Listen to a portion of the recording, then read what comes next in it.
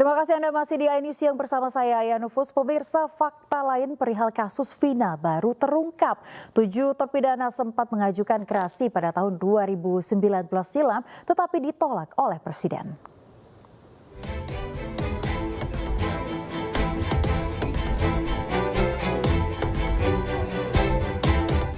Pengusutan kasus pembunuhan Vina Egy semakin memanas.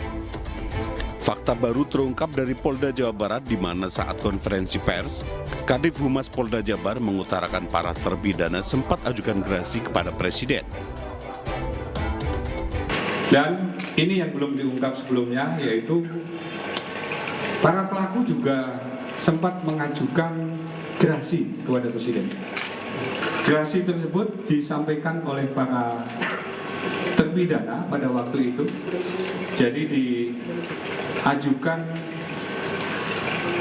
pada tanggal 24 Juni 2019, di mana di dalam pengajuan tersebut terpidana membuat pernyataan sebagai persyaratan untuk mengajukan gerasi.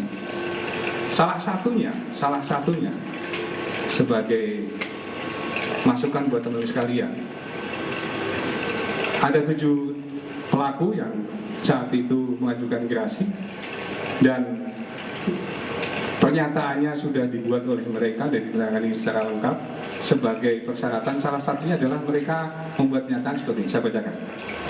Saya menyadari sepenuhnya perbuatan saya salah dan menyesali akibat perbuatan saya yang menyebabkan penderitaan bagi keluarga korban maupun keluarga saya sendiri.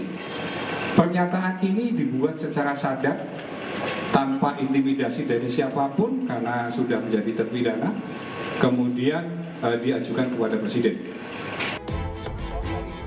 Sementara itu, Menteri Hukum dan HAM Yasona Lawli merespon terkait kabar permintaan gerasi 7 terpidana kasus pembunuhan Vina dan Egy yang ditolak Presiden pada tahun 2019 silam. Tapi itu betul ya Pak ya? Minta gerasi kepada Presiden, meminta gerasi kepada Presiden dan ditolak, itu pertimbangannya apa Pak? Oh, saya harus cek dulu itu dulu. Tapi itu betul ya Pak ya, artinya Pak? Belum cek saya, belum cek. Permohonan gerasi dari 7 terpidana kasus Vina pada 24 Juni 2019 lalu ditolak. Kini kasus pembunuhan Vina dan Egy kembali dibuka. Polda Jawa Barat telah menangkap Peggy Setiawan alias Perong yang telah ditetapkan sebagai tersangka dan otak pembunuhan Vina. Peggy pun terancam hukuman mati. Tim Liputan iNews melaporkan.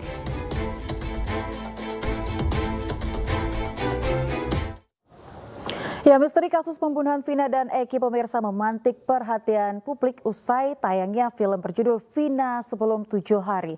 Dan berikut perjalanan kasus pembunuhan Vina dan Egy di Cirebon pada tahun 2016 hingga jelang sidang pra-peradilan Peggy 24 Juni mendatang. Ya, dan pemirsa 27 Agustus 2016 ini Vina dan kekasihnya Rizky alias Egy tewas. Kedua jasad korban ditemukan tergeletak di Jalan Layang, Desa Kepongpongan, Kecamatan Tahun dan Kabupaten Cirebon, Jawa Barat. Dan berikutnya pemirsa, pada 26 Mei 2017 ada 7 terdakwa yang divonis penjara seumur hidup, yakni Jaya, kemudian Supriyanto, Eka Sandi, Hadi Saputra, Eko Ramadhani, Sudirman, Rivaldi Aditya Wardana. Ya, dan kemudian 1 terdakwa divonis hukuman yakni 8 tahun penjara, yakni Saka Tatal, dan 3 pelaku lainnya masih buron.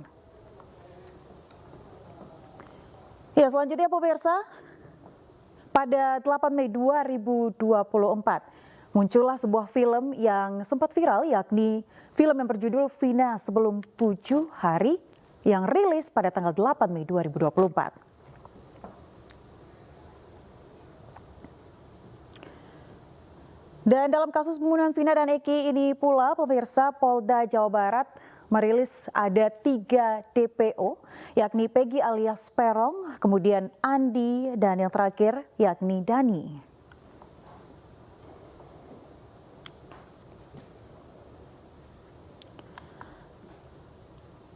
Ya, pada 20 Juni 2024, pemirsa, penyidik Polda Jawa Barat ini melimpahkan berkas perkara tahap pertama ke Kejaksaan Tinggi Jawa Barat.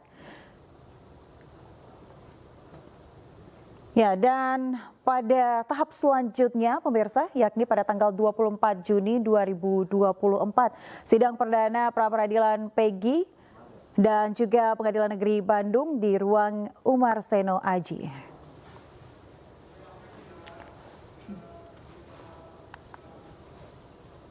Ya, sementara itu pemirsa, dugaan pelanggaran kode etik terhadap ayah Eki Ibtu Rudiana tidak terbukti. Berdasarkan hasil pemeriksaan internal Polri melalui Propam dan Irwasum, seluruh proses pemeriksaan yang melibatkan Ibtu Rudiana berjalan sesuai prosedur.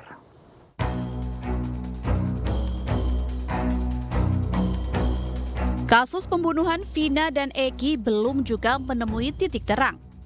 Polisi akhirnya memeriksa sejumlah saksi dalam kasus ini, termasuk ayah almarhum Eki, Ibtu Rudiana. Mabes Polri juga memastikan bahwa proses penyelidikan dan penetapan tersangka dalam kasus pembunuhan Vina dan Eki di Cirebon, Jawa Barat pada 2016 silam sesuai dengan prosedur. Tentu saja terkait dengan semua yang terkait kasus ini, baik itu penyidik awal dari Laka Lantas, kemudian ada yang nangani di TKP awal, terus ada Ibtu Rudiana sebagai ayah korban, semuanya sudah diperiksa oleh Propam maupun dari Itwasum, dan sampai dengan saat ini semuanya sesuai dengan ketentuan.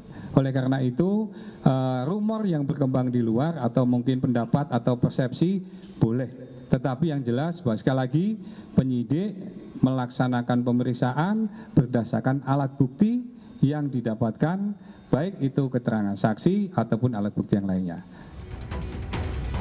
Sebelumnya, tim kuasa hukum Saka Tatal mendatangi Mapolres Cirebon Kota untuk melaporkan Ibtu Rudiana dalam kasus pembunuhan Vina dan Eki 2016 silam. Kedatangan para advokat yang dipimpin Farhad Abbas ini bermaksud melaporkan Ibtu Rudiana, ayahanda Eki, yang menjadi korban pembunuhan 2016 silam. Pelaporan dilakukan lantaran Ibtu Rudiana dianggap mempengaruhi sejumlah saksi yang berimbas tidak sesuai dengan fakta yang dialami para saksi sebenarnya. Sampai saat ini, ayah almarhum Eki, Ibtu Rudiana, hingga saat ini belum memberikan tanggapannya mengenai hal tersebut. Tim Liputan iNews melaporkan.